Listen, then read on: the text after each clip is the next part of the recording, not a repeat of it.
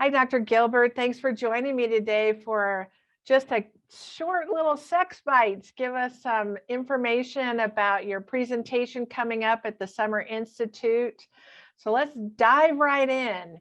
Tell me a little Absolutely. bit about who inspired you to get into the field, who inspired you to make this career your profession. Yeah.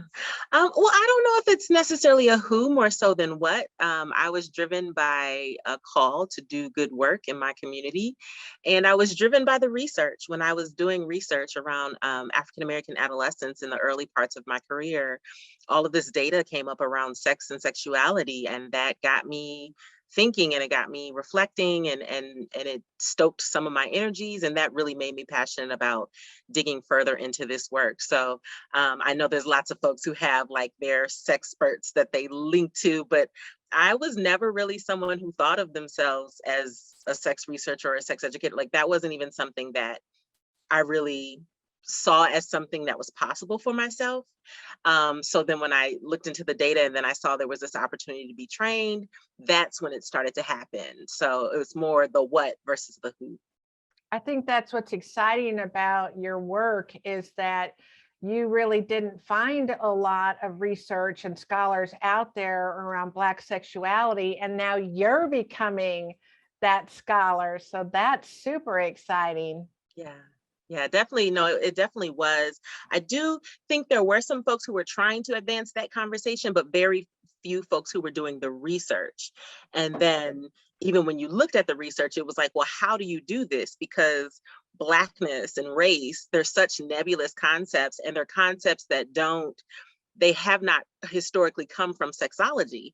And so trying to understand this concept of Black sexuality has been something that's been outside of our realm for a little while. So um, I think that is kind of where I said, okay, I'll come in and I'll take up this niche and see what I can do with it. Are there other researchers that are inspiring you now in your work? Are there who's kind of leading that message for you? Yeah, absolutely. I think the most striking person now is Dr. Candace Hargens out of the University of Kentucky. Her and her team, the Rise 2 research team, I've had the pleasure of um, getting on a manuscript with one of them and helping participate with their big sex study. They are doing amazing work that I know I've not seen prior to them taking the mantle. And I just love what they're doing, and I love how they're advancing the conversations, and not only about what we're looking at when we're talking about the sexuality of Black people, but also the research itself, and really shedding light on some of the things that Black scholars have been saying for a while in terms of how sexology, in terms of research and what gets published and all of that, tends to focus on the negative. And so I'm really appreciating the ways that that whole team is just really shifting the narrative and really highlighting different stories and experiences of Black folks having sex. So I really appreciate their work. Um, there's also, I believe, Patrick Gant is his last name, just came out with a book out of Rutledge on homonegativity among African American same gender Oh, loving men. Amazing work. And what I appreciated about it is that he is attempting to move away from the discussion around homophobia and this idea of like people being afraid, and acknowledging that in many cases it's less about the things that we would attribute to phobia, and more about just standard um, antagonism that is occurring when it comes to understanding homosexuality and appreciating the lives of same gender loving men. And I'm still very new to his work. So I'm not going to pretend like I can talk about it in depth. I just know he just released a book. Actually, it just came in the mail while I was away traveling. And so I cannot wait to tear into it. And I'm really inspired by his work as well. I was thinking about what you're saying about Dr. Hargans, and she is our research award winner this year Oh, at SASH. wow. So I love her work, and even the name of her group, right? Yes. Rise too. Yep. I mean, it's just you can tell that all of her work is about affirmation, and it Absolutely. really is about bringing positivity to it and celebrating that. If there was one thing that you could have heard as a new person coming into the field, what is that one piece of advice that you would have given, that you would give to somebody that you wish you'd gotten? That's such a great question. And I don't know that I have the exact answer. I think, if anything, probably it's, well, two things that kind of pop in my head. One, it's okay not to know everything, right? Because I think too, there's this pressure to, when you say, okay, I'm a sexologist or I'm a sex researcher, there's a pressure both internally and externally to like, oh, that means you know all things about sex. Like I could ask you anything and you have the answers. But the reality is, of course, you know, is that sex is so big. There's so many different areas and it's not possible to know everything, and that's okay. And really, my experience has been you shine when you start to lean into your niche and to get really clear about why you're here. Otherwise, you can find yourself kind of in this identity limbo where you're kind of doing things because, oh, well, that's what everybody's talking about, or that's what people are asking you to do, but it's not necessarily your calling, not necessarily your passion. So I think just that idea that I I have a specific niche, and it's okay if I don't know about this other topic over here and this other topic over there, but I can point you to the people who know about that topic and get you the resources that you need. So I think that's one of the big ones. I think the other one is kind of related to it, and it's okay. I think related to that, it's okay if we all don't have the same opinion about certain things. And so I think there's certain topics where it's like, I've seen lots of really powerful debates in our field. And I think politically, it makes sense to kind of take a united front on certain issues where we know our human rights are being threatened and that sort of thing. But I think in our profession, I think it is worth it to have debates and to ask questions that we kind of have taken for granted about experiences, and use that as a way to kind of grow what we're doing internally so we can continue to be leaders. Because right now, I would argue that there are some topics that we are not the leaders on because we have gotten so lazy in our research and gotten so lazy in our inquiry that actually the real work, the real revolution is happening outside. It's happening in people's lives, and they're giving us new ideas to look at. So yeah, just recognizing that debate is healthy and that we should lean into that, and encourage and recognize that, yeah, there are some things that we don't know, and we're still trying to learn them, and that's okay.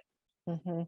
I think that really is defining, to recognize that you don't know everything, and that maybe you don't know everything about the research that you're doing. And it is such a defining moment as a professional, because you're really saying, one, I have things to learn, Yes, and I need to continue learning. I mean, even at my age, I'm still learning things, and I'll never know all there is to know. But it also helps people to understand that I'm human, hmm, and that I have professionals around me.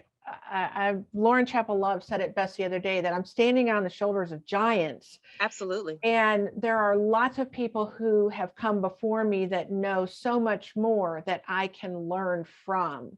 Hmm. And I'm very appreciative of that. Absolutely. And also I think there's something to be said about the people who are coming after, right? There's still, especially when we look at from an intersectional perspective and just recognize how diverse our profession is getting. Like I think we're getting a lot of folks that are coming in that bring completely new perspectives that weren't even on our radar before. And I think that's also really amazing, and that's something we should be leaning into as well. And they have something to teach us, right? The Absolutely. people coming after us, Absolutely. just because I'm a scholar and I've come before you doesn't mean that you can't teach me something as a new person coming into the Absolutely. field. Absolutely. Yep. What's one piece of advice that you were given early in your career that you still apply today? Oh, life. So I think it was related to grad school, but I think it's true about the work, right? Life is what happens when you're in grad school. That was the the lesson. And I think it's true in this work, right? Especially now, I think, and I'm kind of going to get a little bit more philosophical, but I think it's important now that we're in this space in our society where so much of how we are used to doing things is changing. And so much of the last couple of years have required us to call into question the things that we've taken for granted, the things that are standard in relationship to capitalism and work and productivity and all of that. Um, I've had to really take stock of the thing, the ethos and the ethics that I've had around, oh, you got to be busy. You always got to be producing. You always got to be having something ready. You always got to stay ready. And I think life has shown me that no, that's not how that works. And I think that little bit of advice has really sustained me over the last 2 years to just learn not only about work-life balance in terms of it being, oh, that's a cute thing, that's a nice concept, but being like, no, it's an absolute necessity. It is an act of self-care. It is an act of resistance, and it's an imperative. And so I think for me, um, really bringing life into the work, not just life in terms of vitality, but really thinking about how do I do this work in sustainable ways, but also how do I do this work in ways that not just advance myself as a scholar and a blah, blah, blah, but help to change society and help to literally improve the quality of people's lives. Because if we don't see anything else now, people need it. They need real answers. They need real insight. They need practical content that helps them move from the day to day in a quality way. And so that's really what I think the biggest piece of advice that I'm still kind of incorporating on a regular basis is.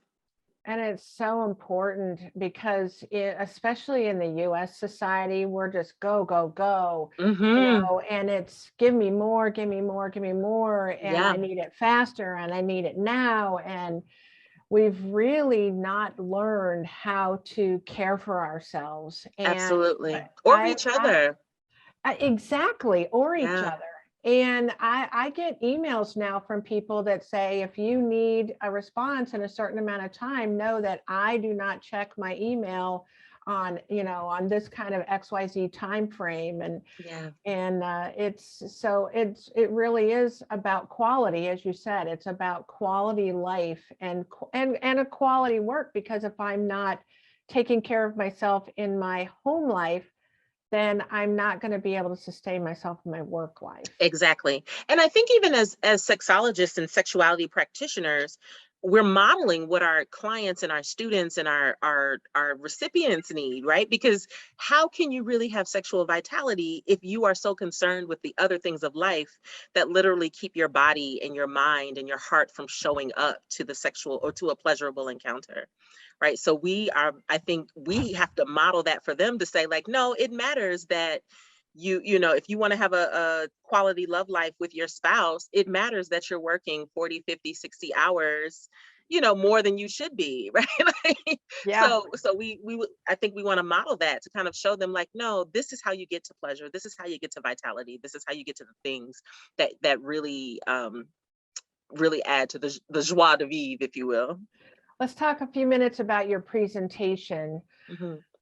What are some nuggets that you hope people walk away with when they Oof.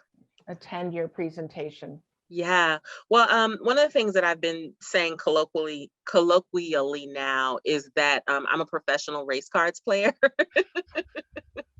And that's because and that goes back to what I said about what inspired me to do the work, because one of the things that I was really driven by was the fact that we do talk in sex about a lot about racial differences in terms of different phenomena, but we don't talk enough about race, right? And acknowledge the fact that race is a social construct. Um, and often my experience has been is that we then perpetuate ideas about racialized people because we're not naming race in a very intentional, nuanced way. And so if there's anything I want people to get, I want them to get that one, race matters. It matters more than what people usually assume that it matters. And it matters in a lot of ways, in ways that we have not fully wrapped our heads around. And as if we can wrap our heads around that, that can be one step further in terms of advancing healing and advancing justice and helping people live their sex lives more fully, right? Mhm. So, like, even the fact that we can have a Black sexuality implies that there is an experience of Blackness that is different, or that lends itself to a different experience of sexuality. And it's not just cultural or just inherent. It is related to the experiences of being racialized as Black bodies in this country. And I would even argue around the world, but at least in the United States, being put through a system where bodies were literally terrorized, and still to this day. Where sexual Black bodies, assumptions were made about their sexual depravity, about their sexual, all of these things about their capacity to have life, to be contributing members of society, to have a positive cultural influence. And so if people can take away that race matters, and that being willing to learn how it matters and show up and on behalf of folks for whom it matters the most, if people can learn that, then we'd be doing a lot more in terms of advancing a society where everyone has the sexual rights and the sexual pleasure and joy that we say we want people to have. And in your presentation and all the presentations in the Summer Institute are really for all professionals, not just Absolutely. professionals that are working with the BIPOC community, with the Black community, but it's for anyone, because we need to be so intentional in our language, in our work, in just how we approach everything that we're doing. And while I, as a clinician, and I'm not a clinician, but if I were a clinician and I'm not getting educated on how race matters for the Black community, then I'm really doing myself a disservice. Absolutely. Absolutely. And one of the things that I've really want to advance in terms of the discussion too, is that Black folks, so my focus is on African Americans, descendants of Africans enslaved in the United States. And I think we're all clear that those folks have been racialized. But I think it's important to understand is that we all have been racialized, right? And related to that, our sexuality has been racialized too. The only difference is that some of us are more in tune with that because of the specific messages we get about our sexuality. So when we talk about how it is for everyone, I think, to me, what I'd love to have folks do, I've been talking about people getting deeply curious. So deeply curious about, how has this impacted me? How have these systems of race impacted what I assume about my sexual self, what I assume I'm not privy to, or what I'm not at quote unquote at risk for, who I can and cannot love, what it would mean to love certain people versus others, what I perceive as beautiful or not, or sexually attractive. Like, all of that is influenced by race. And if we, again, if we're not talking about that, we can go all day and say, oh, we're creating this amazing utopia where everyone is free and they have what they want, but we're still holding these biases in the back of our heads that we're not being honest about. And it is directly impacting people.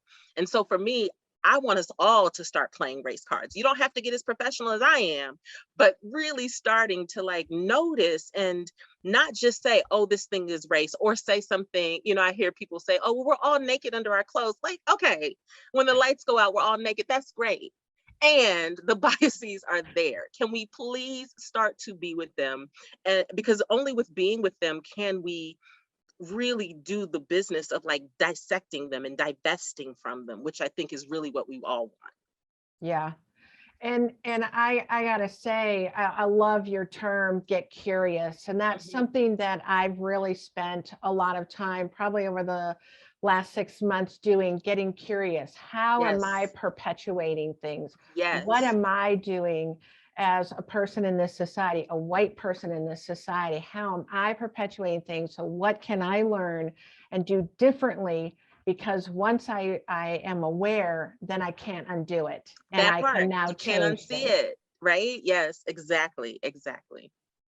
So it's very important. What kind of person did you build this presentation for? Oh, that is such a good question, because I know that most of the folks that come to this are going to be folks who do therapeutic work, and I am here for therapists. I love therapists. My therapist experiences have been amazing.